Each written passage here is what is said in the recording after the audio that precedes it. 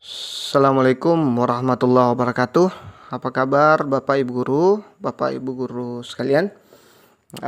Pejuang PPG, apa namanya berjuang ya, karena PPG itu agak susah. Agak susah, kita butuh kesabaran, kita butuh ketekunan, keseriusan dalam mengikuti PPG. Belum lagi soal-soalnya nanti itu HOTS ya, karena di PPG itu adalah tingkatan soal terHOTS. Jadi jangan kaget kalau soalnya susah ya. Jangan kaget kalau soalnya susah. Intinya banyak-banyak berdoa. Baik, bagi yang baru bergabung, saya mohon bantuan teman-teman untuk klik subscribe, like, dan jangan lupa berkomentar. Bila perlu, share biar lebih manfaat ya. Oke, sekarang kita sudah di pembahasan soal UP PAUD ya. Ini video yang ketiga selama 2021. Yang insya Allah kita akan lanjut terus. Semakin banyak teman yang komen, yang dilanjutkan, kita akan lanjut terus teman-teman. Insya Allah kita juga akan berbagi mapel-mapel yang lain nanti. Tergantung komennya ya. Yang terbanyak kita akan dahulukan. Oke, seperti itu. Oke, kita langsung masuk ke soal yang pertama. Yang tidak termasuk dalam prinsip-prinsip DAP, Developmentally Appropriate Practice, yang diterapkan sebagai acuan bagi pembelajaran anak usia dini agar sesuai dengan tahapan perkembangan anak adalah: A. Membuat lingkungan yang saling asuh. B. Pembelajaran untuk membantu perkembangan dan belajar anak. C. Menyusun kurikulum yang sesuai. D. Memacu perkembangan anak dengan memberikan pelajaran baca dan menulis. Saya kasih waktu 5 detik ya, seperti biasa. Nah, kemudian saya jawab dan bahas.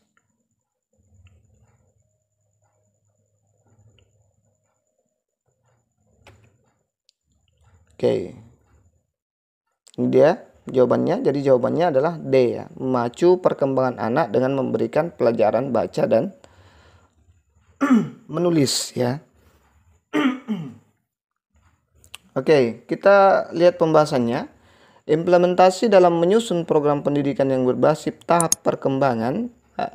Ciptakan lingkungan yang penuh perhatian, saling peduli, terbuka, dan nyaman untuk belajar. Ini dia, tumbuhkan hubungan positif dan konsisten dengan anak-anak lain dan orang dewasa dalam jumlah yang terbatas. Ciptakan kebiasaan saling menghargai dalam ruang kelas sehingga anak juga belajar untuk menghormati dan memahami perbedaan-perbedaan yang ada dan mampu menghargai kelebihan-kelebihan tiap orang. Gunakan metode mengajar yang tepat ya. Anak adalah pembelajar yang aktif. Mereka senang mencari pengalaman sendiri dengan menjelajah dan melakukan eksperimen coba salah, serta berinteraksi dengan teman-temannya. Meskipun demikian, mereka tetap membutuhkan bimbingan dan arahan dari orang dewasa. Tugas Anda lah untuk menyimbangkan kapan anak belajar dengan inisiatif sendiri dan kapan belajar dengan bantuan orang dewasa. Yang berikutnya adalah susunlah kurikulum yang tepat. Susun kurikulum yang meliputi semua aspek perkembangan anak, yaitu fisik, emosi, sosial, bahasa, seni, dan kognitif.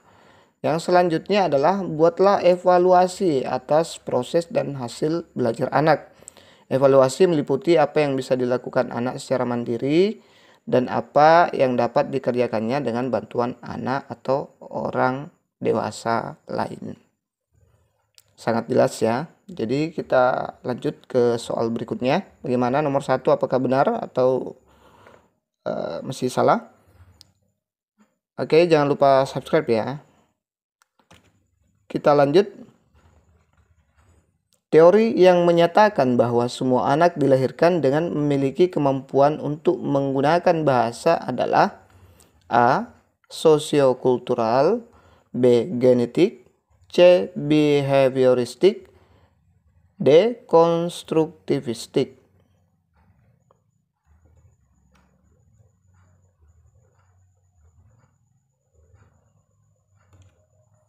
Oke, ini dia. Jadi jawabannya adalah B ya. Dia termasuk teori genetik atau teori apa lagi nih istilahnya? Nativisme ya, nativisme. Kita lihat teori nativisme. Menurut teori nativisme, terdapat keterkaitan antara faktor biologis dan perkembangan bahasa pada saat lahir. Anak telah memiliki seperangkat kemampuan berbahasa yang disebut tata bahasa umum atau universal grammar.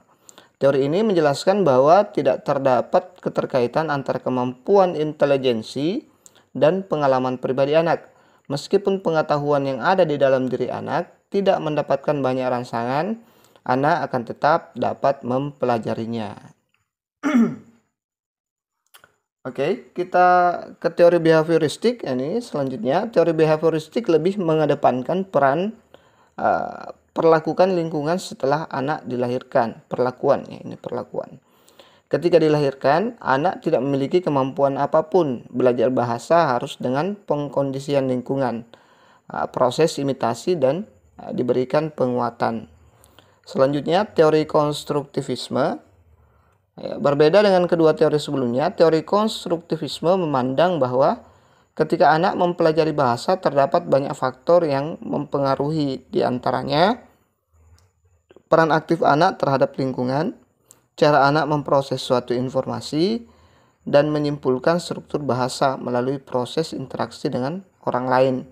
Maka pengetahuan, nilai, dan sikap anak akan berkembang. Oke. Bagaimana? Jelas ya? Oke, kita lanjut ke soal berikutnya. Yang tidak termasuk kreativitas anak adalah, yang tidak termasuk kreativitas adalah A. Kemampuan seseorang untuk menghasilkan komposisi, produk atau gagasan apa saja yang pada dasarnya baru dan sebelumnya tidak dikenal pembuatannya. B. Dapat berupa kegiatan imajinatif, sintesis, pemikiran yang hasilnya bukan hanya perangkuman. C. Cara berpikir yang bersifat logis atau rasional, analitis, konvergen, teratur, dan linear. D. Cara berpikir yang bersifat divergen, intuitif, holistik, multidimensional, dan human.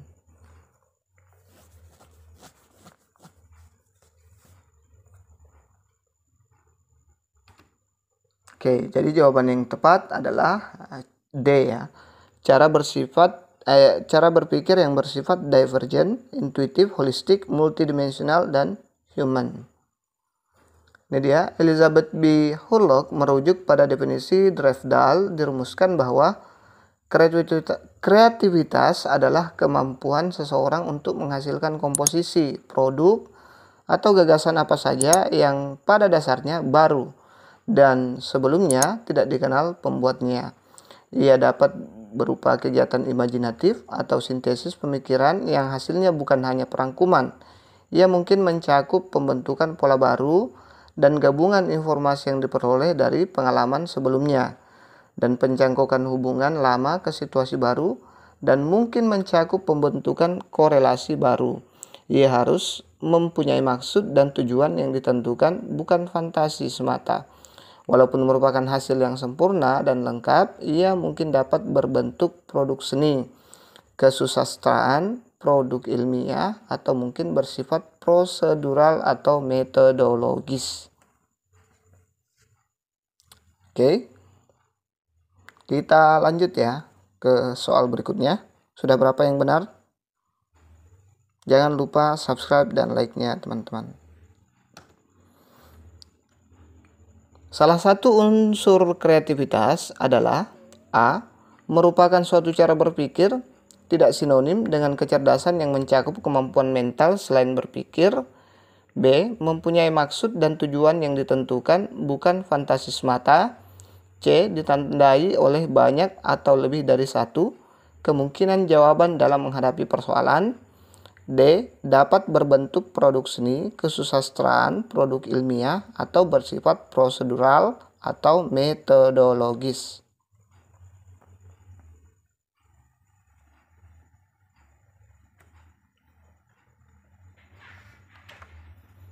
Jadi jawaban yang tepat adalah C ya. Ditandai oleh banyak atau lebih dari satu kemungkinan jawaban dalam menghadapi persoalan. Kreativitas terdiri dari dua unsur. Yang pertama, kefasihan yang ditunjukkan oleh kemampuan menghasilkan sejumlah besar gagasan pemecahan masalah secara lancar dan cepat. Yang kedua adalah keluasan yang pada umumnya mengacu pada kemampuan untuk menemukan gagasan yang berbeda-beda dan luar biasa untuk memecahkan suatu masalah. Hurlok tahun 2003. Kita lanjut ke soal berikutnya. Pengembangan kreativitas akan berhasil jika A. Pelaksanaan pembelajaran pada anak usia dini berorientasi pada pelajaran membaca, menulis, dan berhitung, maka fungsi imajinasi pada belahan otak kanan terabaikan. B. Membebani belahan otak kiri pada anak dengan tugas-tugas hafalan dan bersifat akademis. C. Pembelajaran pada anak usia dini dilaksanakan secara seimbang dan harmonis dalam mengembangkan kedua belahan otak. D. Pembelajaran anak usia dini kurang memberikan kebebasan.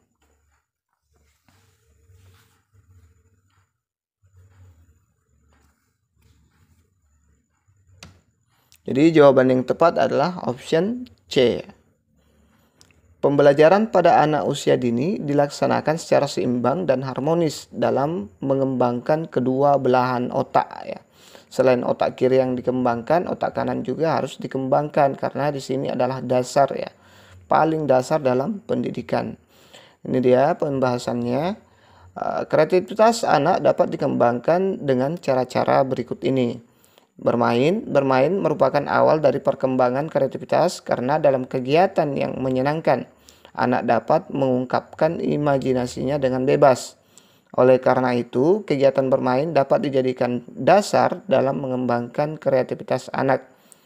Selanjutnya, melatih kemampuan otak kanan. Untuk melatih kemampuan otak kanan, caranya adalah dengan mengajak anak-anak bernyanyi, berpuisi, menggambar, dan berbagai macam kegiatan kreatif lainnya, agar kemampuan otak kanan dapat bekerja lebih optimal. Pada umumnya, di sekolah anak-anak akan lebih cenderung menggunakan otak kiri. Dan bila kemampuan otak kanan dan kiri bisa bekerja dengan baik dan seimbang, maka anak-anak tidak hanya akan berpeluang mendapatkan prestasi di bidang akademis saja, melainkan bisa meraih prestasi-prestasi di bidang yang lain, misalnya kesenian. Jadi ini hanya beberapa ya yang saya ambil, hanya dua untuk menjelaskan jawaban ini, untuk membahas jawaban ini. Sebenarnya ada banyak sekali, ada banyak yang oh ya, saya ambil beberapa ya sampai di sini. Oke, kita lanjut. Oke. Ternyata saya ambil beberapa ya, bukan hanya dua. Kita lanjut, berkreasi setiap hari. Agar anak-anak kreatif, kita dapat mengajarkan pada anak-anak dengan kegiatan menggambar, melipat kertas, bermain game, bermain puzzle, bermain permainan-permainan edukatif, bernyanyi, bercerita, dan masih banyak lagi. Nah, ini sambil melatih otak kiri dan kanan ya. Selanjutnya, beri anak pengalaman baru. Untuk memberikan pengalaman baru pada anak-anak, berikan waktu khusus dengan mengajaknya ke tempat-tempat yang belum pernah dikunjunginya seperti museum, kebun binatang, dan taman rekreasi. Hal-hal baru ini dapat meningkatkan atau merangsang imajinasi anak sehingga kreativitas anak semakin meningkat. Yang selanjutnya, melatih kemampuan mendengar anak. Untuk melatih kemampuan mendengar anak, dapat menggunakan tape recorder dan loudspeaker. Alat-alat tersebut bisa digunakan untuk melatih kemampuan mendengar anak-anak agar indera pendengaran anak bisa terlatih dengan baik. Lebih baik kita sering-sering mengajak anak untuk mendengarkan lagu-lagu, cerita, lalu menanyakan hal-hal yang terdapat pada lagu atau cerita tersebut. Dapat juga belajar bahasa Inggris jika usia anak sudah memadai. Yang terakhir yang saya ambil adalah sediakan fasilitas yang mendukung kreativitas anak. Jadi anak-anak juga butuh fasilitas untuk menunjang otak kiri dan kanannya ya, untuk fasilitas anaknya. Nah, ini dia untuk merangsang kreativitas anak, yaitu dengan cara menyediakan fasilitas yang mendukung kreativitas anak seperti mainan bongkar pasang, balok susun, puzzle. Ketika bermain permainan ini, anak akan masuk pada imajinasi sendiri, maka akan sangat merangsang proses berpikir dan kreativitas anak. Oke, panjang sekali ya pembahasannya. Oke, ini hanya mengingatkan saja, menambah wawasannya. Oke, kita lanjut ke soal berikutnya. Yang tidak termasuk dalam karakteristik kepribadian kreatif adalah A. Mempunyai kekuatan energi fisik yang memungkinkan mereka bekerja berjam-jam dengan konsentrasi penuh, tetapi juga bisa tenang dan rileks tergantung pada situasinya. B. Mempunyai kemampuan untuk melihat bermacam-macam kemungkinan penyelesaian terhadap suatu masalah. C. Sangat bersemangat, passionate, bila menyangkut karya mereka, tetapi juga sangat objektif dalam penilaian karyanya. D. Sikap keterbukaan dan sensitivitas sering membuatnya menderita jika mendapat banyak kritik dan serangan terhadap hasil jerih payahnya. Namun di saat yang sama juga merasakan kegembiraan yang luar biasa.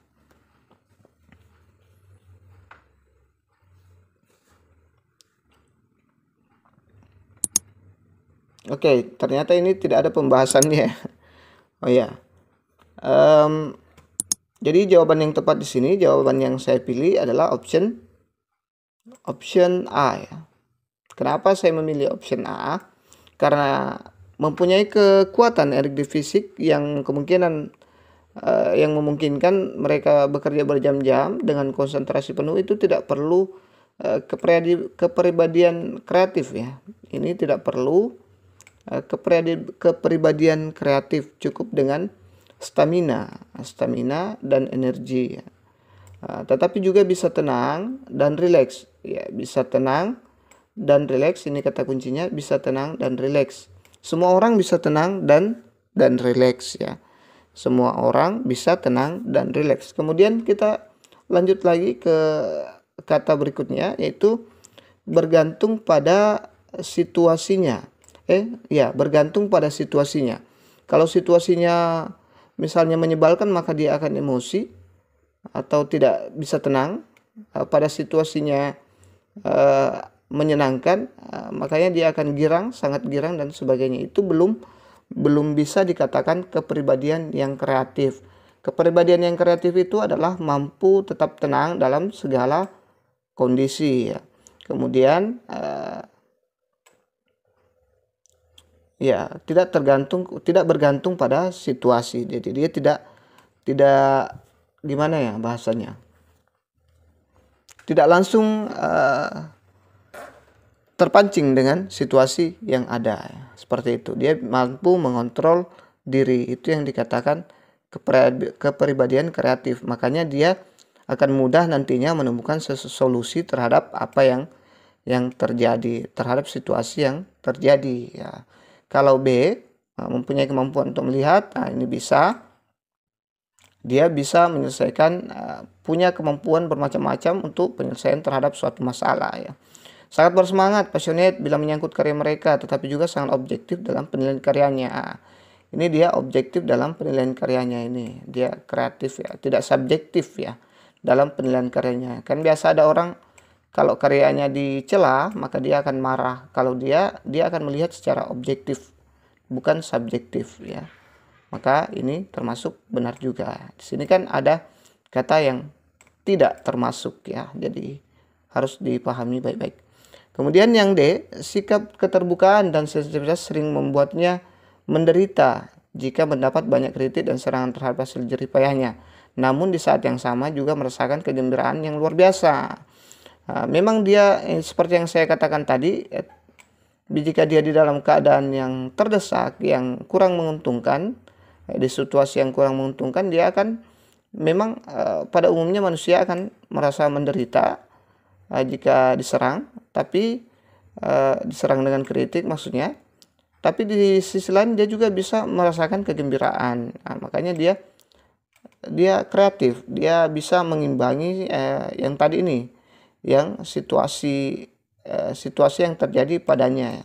Ini yang saya katakan tadi, bahwa dia bisa merubah dari situasi yang buruk menjadi situasi yang bisa menyenangkan baginya. Makanya ini juga termasuk kepribadian yang kreatif ya. Mudah-mudahan bisa dipahami, jelas ya teman-teman. Mohon bantuan klik subscribe-nya, like-nya, jangan lupa berkomentar. Insya Allah kalau ada waktu kita akan bahas lagi soal-soal berikutnya. Masih ada beberapa soal, cuman saya butuh komentar banyak dulu karena banyak sekali permintaan-permintaan yang ada di komentar, cuman masih agak kurang-kurang juga. Jadi saya masih agak malas untuk buatnya. Maksudnya bukan tidak mau membantu, cuman saya butuh orang yang banyak. Artinya semakin banyak yang komen berarti semakin banyak yang butuh akan hal itu. Oke, itu saja dulu. Terima kasih banyak sudah menonton. Terima kasih banyak sudah mendukung channel ini. Insyaallah sampai ketemu lagi. Assalamualaikum warahmatullahi wabarakatuh.